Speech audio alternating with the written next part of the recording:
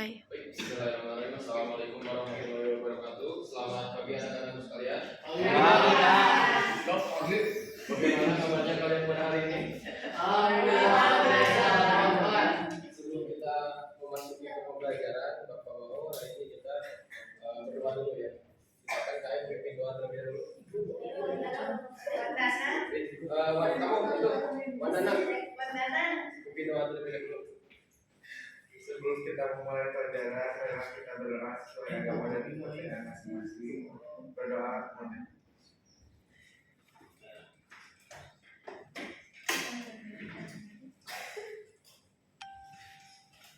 Oke, terima kasih Wandana. Sekarang kita sebelum masuk ke pembelajaran kita presentasi terlebih dulu ya anak-anak. Jadi sini pertama Fiska. Aduh. Ya. Putri. Efran. Hadir, Pak. Ian. Hadir. Wandana. Hadir. Jihan. Yafira. Siti Samro. Hadir. Iza. Madila. Hadir. Tidak dia Pak. Oke, Madila. Madila kemana? Neneknya meninggal. Oke, berarti yang sudah hadir hanya Madila ya. Oke, sebelum kita memasuki ke pembelajaran, Bapak mau pada hari ini kalian persiapkan diri kalian dimulai dari pikiran dan fokus kalian terhadap pembelajaran ini agar apa? Agar apa yang Bapak sampaikan pada hari ini bisa tersampaikan kepada kalian dengan baik dan juga kalian bisa ingat lebih lama gitu. Lalu juga kalau semisal pelajarannya di sini tapi pikirannya kemana-mana, nantinya apa yang tadi Bapak sampaikan materinya tidak akan sampai dengan baik seperti itu. Oke, silakan sebelum kita memasuki ke pembelajaran persiapkan alat tulisnya, dikeluarkan alat tulisnya silakan. Mulai dari buku, ballpoint, sama handphone dalam pembelajaran Bapak dipersilakan karena kita sudah memasuki era 5.0 ya. Jangan sampai kita pada hari ini pembelajarannya tidak sesuai gitu dengan kaidah zaman. Ya. Masa kita sudah memasuki era 5.0 tapi kita pembelajaran masih 2.0 gitu, seperti itu. Jadi terkesannya seperti otonom. Nah, ini Bapak ada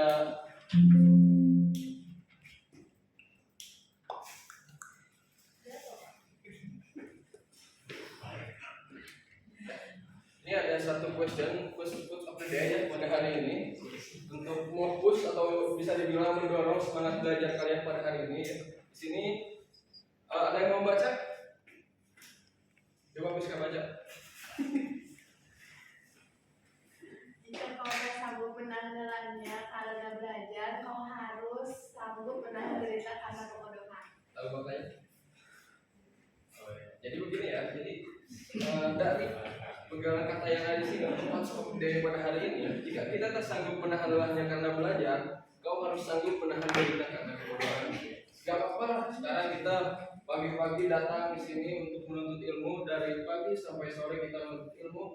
Karena apa? Itu untuk menjadi bekal kita nanti saat dibutuhkan. Nanti pastinya ilmu yang Bapak sampaikan dan untuk mata kuliah yang lain, mata pelajaran yang lain pun akan bermanfaat gitu ya. Akan saat kalian dibutuhkan untuk pembelajaran. Lanjut. Di sini Bapak akan langsung saja menuju pembelajarannya. Di sini ada kompetensi dasar ya. Sebenarnya kalau sekarang di kurikulum Merdeka itu namanya bukan kompetensi dasar gitu. Jadi ada CP, capaian pembelajaran.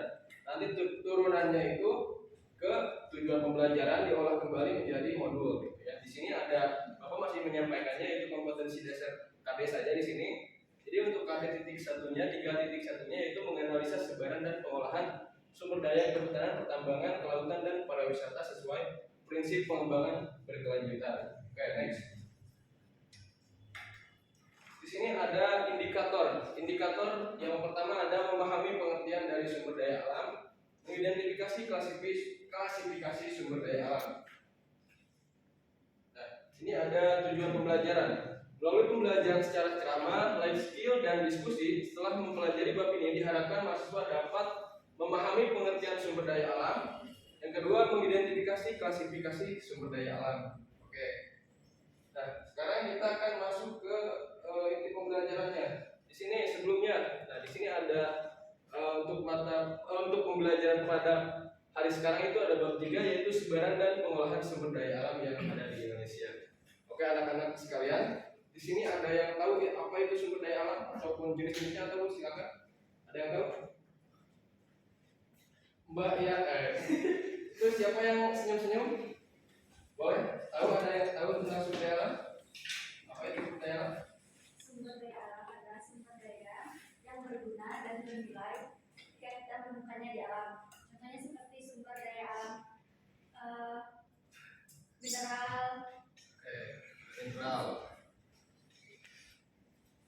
Sumber daya alam juga dibagi menjadi 2, Pak. Ya, apa? Sumber daya alam yang dapat diperbaharui dan tidak dapat diperbaharui. Ya.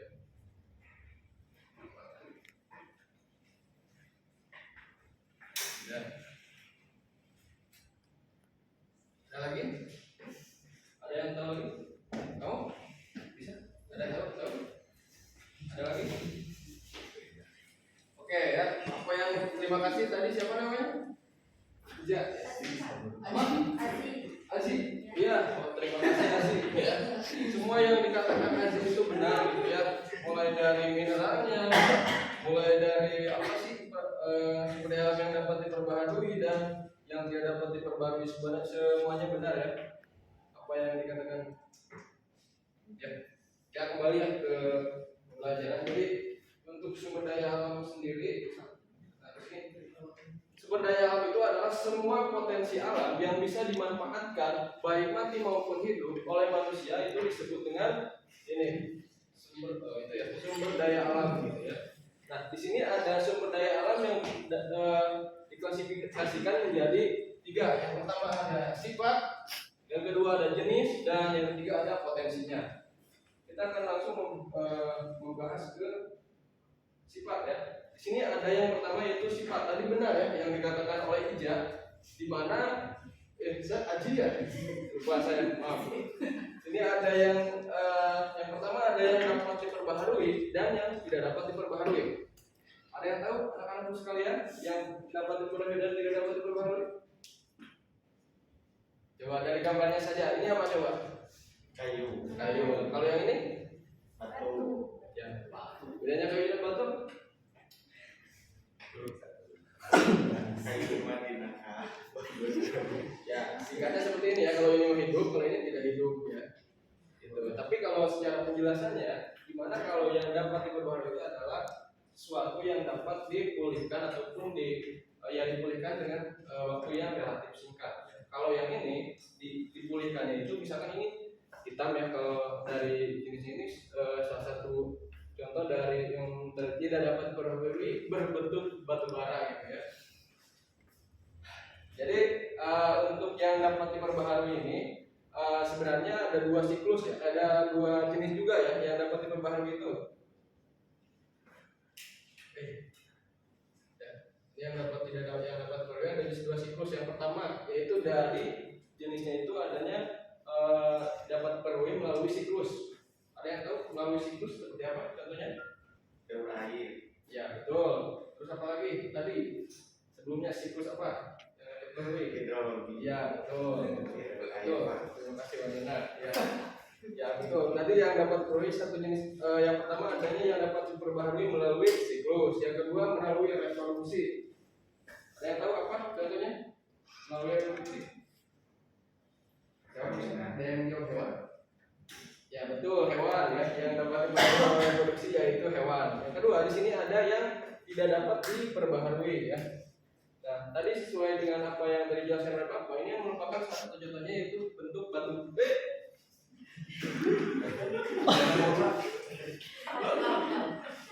Kalau Pak, kalau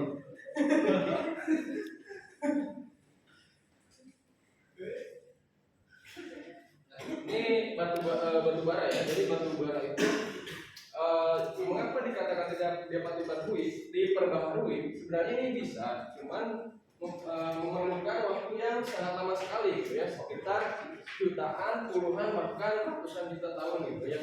Jadi batu bara ini digolongkan sebagai yang tidak dapat diperbarui atau bisa dibilang sebagai bahan apa sih, bahan mineral fosil ya kalau sekarang menyebutnya. Nah, di sini ada beberapa contohnya ya. Nah, di sini ada mangan. Nah, ini di mangan ditemukan di Pulau Riau, Jawa, Kalimantan, Sulawesi, Nusa Tenggara, dan Maluku sampai Papua. Habis di timah, ini salah satu contoh-contohnya sumber mineral yang dapat ditemukan di sekitar di Indonesia gitu ya. Ya, ada boksit, nikel, minyak, batu bara. Nah, sebelumnya saya mau bertanya gitu ya, di daerah kalian gitu ada guys, ada sumber mineral yang dapat ditemukan. Saya mau nanya di sini yang paling jauh siapa? Ya. Aji di mana? Dari Bangka.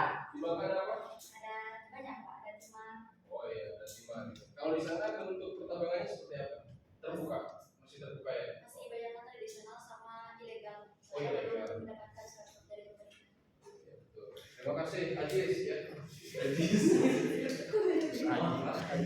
Dan kita akan masuk ke yang ketiga gitu yaitu yang kedua gitu. Di sini ada yang berdasarkan jenisnya. Yang pertama ada non hayati, sumber daya alam berdasarkan jenisnya. Yang pertama ada non hayati dan hayati. Oke anak-anak, ada yang tahu nggak apa itu sumber daya alam hayat, non hayati dan hayati? Ada yang tahu nggak? Kalau yang menjelaskan silakan. Putri, mau menjelaskan? Silakan.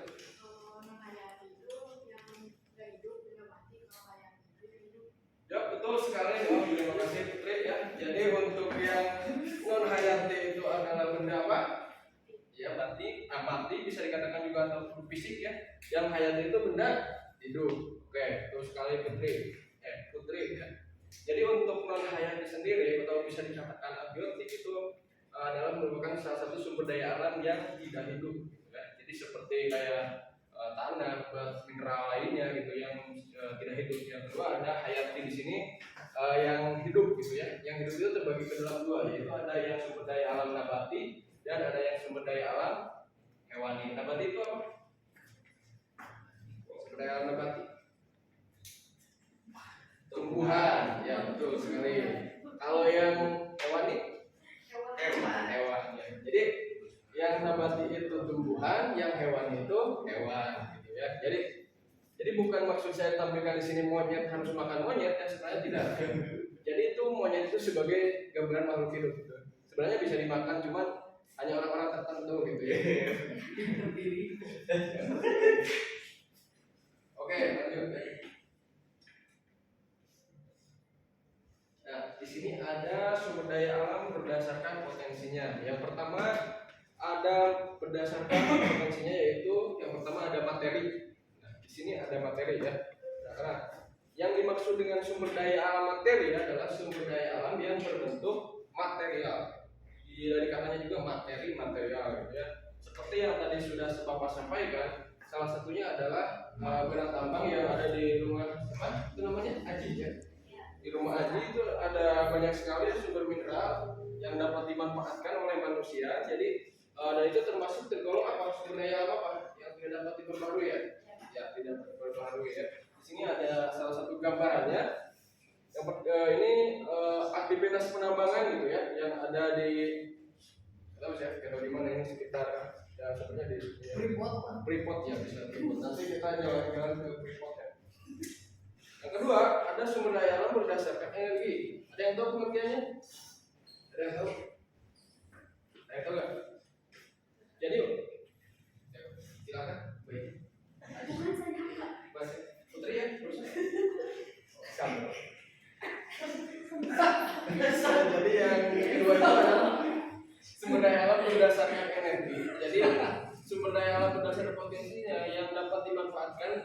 Jadi sumber energi yang dapat dimanfaatkan oleh manusia seperti apa? Batu bara, energi batu bara bisa. Oleh siapa lagi? Minyak bumi bisa. Ini apa? Nuklir bisa. Apa lagi ada lagi? Apa? Saham, saham itu tidak termasuk itu maksudnya ke bisnis gitu ya, bisnis itu. Kalau ini seperti ini, sebenarnya ini bisa dikatakan pengembangan minyak ataupun migas ya, minyak dan gas gitu ya. Energi ada seperti energi listrik, listrik dihasilkan dari ya daya PLTA, PLTU dan lain-lain gitu ya. Lalu di sini ada sumber daya alam berdasarkan potensinya, yaitu sumber daya ruang. Ada yang tahu definisinya sumber daya ruang? Nah, di sini ini apa? Sekitarnya kosong ya. Kosong. Sebelum mau sulap. Jadi yang dimaksud dengan sumber daya alam ruang itu adalah sumber daya alam di mana tempat makhluk hidup itu tinggal. Berarti kalau semisalkan kalau semisalkan semakin banyak makhluk hidup maka jual semakin sedikit. Betul sekali. Kita banyak yang nih di sekitar kita. Di sini ada orang kota. Di sini ada kota. Kamu ya orang kota? Bilang. Di sini ada yang rumah tinggalnya di kampung. Kita bandingkan rumah kamu sudah kota ya, bandingkan rumah kamu di sekitar kamu sumber daya alam ruang sama sumber daya di kotanya bagaimana? Coba bisa jelaskan. Biasa itu masih banyak tanah kosong, sedangkan di sini sudah banyak pemukiman, rumahnya saja sudah padat-padat, banyak hutan. Betul sekali. Baik, terima kasih Ija ya. Terima kasih Ija. Baik, mungkin untuk penyampaian dari Bapak cukup sampai di sini. Silakan sampai sini ada yang mau ditanyakan? Cukup ya. Sekarang Bapak akan ada sedikit game ini. Kita gambar dulu ya. Boleh? Tidur malam. Dari arsip ya boleh. Baik. Request serviskan.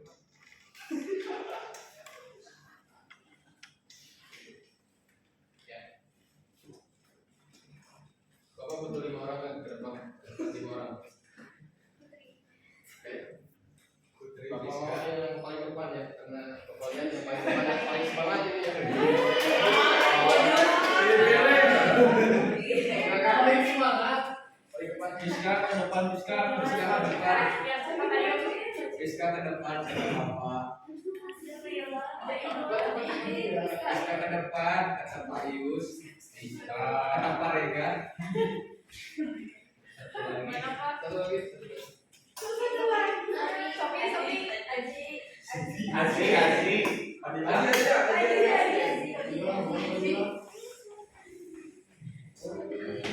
Ibu nggak ada cowoknya Pak. Nah di sini Bapak ada 5 nomor ya, silakan kalian pilih nomornya, nanti akan muncul jawabannya sendiri gitu ya. Kecil semua. Kecil ya. Oke, silakan. Setelah dulu. Dia nomornya dari sini. Satu lagi. Lagu udah 3 Samara. Bisa bebas.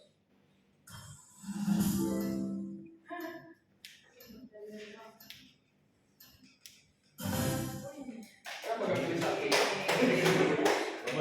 Oke, betul. Silakan selanjutnya. Kenapa gak pilih satu?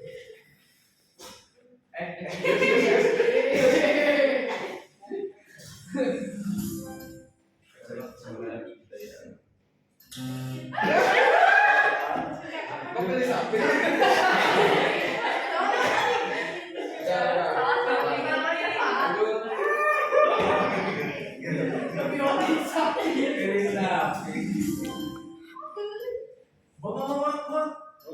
Putri. Next. Pokoknya mulai lagi yang berdua, jadi harus dijawab lagi silakan nanti.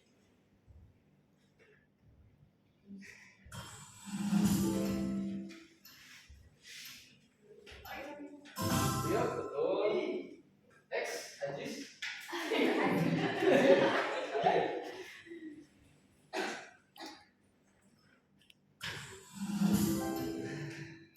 Sebenarnya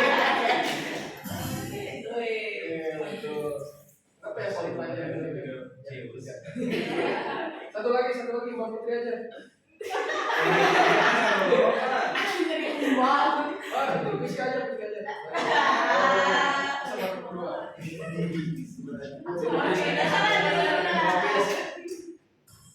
Tapi ya.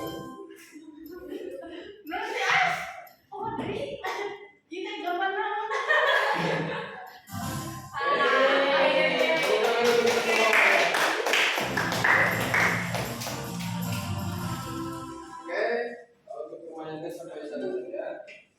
Untuk tadi ya saya anggap semuanya bisa gitu ya. Berarti apa yang sudah Bapak sampaikan sampai gitu ya kepada kalian mulai dari pengertian sumber daya alam tadi sudah saya Mbak Ija sudah menjawab bukan sumber daya apa sumber daya alien ya. Jadi ada tadi pengertiannya ya. Jadi sekarang Bapak mau dari kalian mengumpulkan satu orang silakan ada yang menyimpulkan. Baik ya mau.